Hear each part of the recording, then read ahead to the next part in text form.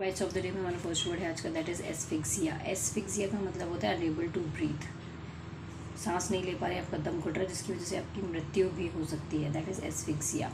Synonyms देख लेते हैं हम इसके लिए। सो हम इसके लिए चोक कह सकते हैं, स्ट्रैंगुलेट कह सकते हैं, स्मॉदर कह सकते हैं, स्टिफल कह सकते हैं। ठीक है, हमारा नेक्स्ट वर्ड है आज का, दैट इज प्रिवेंट। प्रिवेंट का मतलब होता है बेसिकली किसी चीज़ को रोकना।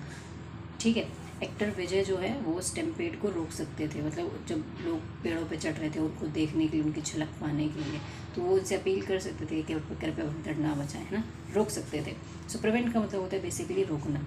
सिनोनिम्स देख लेते हैं हम इसके लिए। सो हम इसके लिए रिस्ट्रेन कह सकते हैं, कंस्ट्रेन कह सकते हैं, हम इस चीज़ के लिए कह सकते हैं एक तरीके से हॉल्ट कह सकते हैं, हिंडर कह सकते हैं, हैम्पर कह सकते हैं, ऑब्स्ट्रक्ट कह सकते हैं, इम्पीड कह सकते हैं, इनहिबिट कह सकते हैं, प्रोस्क्राइब कह सकते हैं, बैन कह सकते हैं, बार कह सकते हैं, ऑक्लूड कह सकते हैं हम इसके लिए, डी बार कह सकते हैं हम इसके लिए।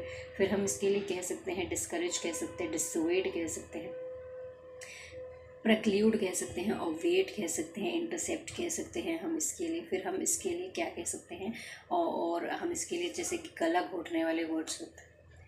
एक मतलब तो गला घोटना होता है, दूसरा मतलब किसी चीज़ को रोकना भी होता है फिगरेटिव मीटिंग में। सो येस ऑफ कोर्स हम इसके लिए कह सकते हैं चोक, स्ट्रैंगुलेट, स्टिफल और स्मॉदर। किसके लिए? प्रिवेंट के लिए बोल सकते हैं हम इसके लिए। कर्ब कह सकते हैं, कंट्रोल कह सकते हैं हम इसके लिए। ठीक है, प्रोहिबिट कह सकते हैं, चेक कह सकते हैं, कंटेन भी कह सकते हैं प्रिवेंट के लिए। हमारा नेक्स्ट वर्ड है आज का, दैट इज स्पेशियस। स्पेशियस का मतलब होता है कि बहुत ज़्यादा बड़ी है कोई चीज़, लार्ज इन साइज। जब एक्टर विजय को रैली करनी थी तो वो बड़े बड़े जगह पे कर सकते थे, जहाँ बहुत बड़ी जगह, जहाँ पे लोग आराम से रह सकते थे, बिना भगदड़ के। सो स्पेशियस, बहुत बड़ा। सिनोनिम्स देख लेते हैं हम इसके लिए। तो हम इसके लिए रूमी कह सकते हैं, हम इसके लिए वॉल्यूमिनाइज्ड कह सकते हैं, वॉल्यूमिनाइज्ड। ठीक है, हम इसके लिए मैमॉथ कह सकते हैं, मैसिव कह सकते हैं।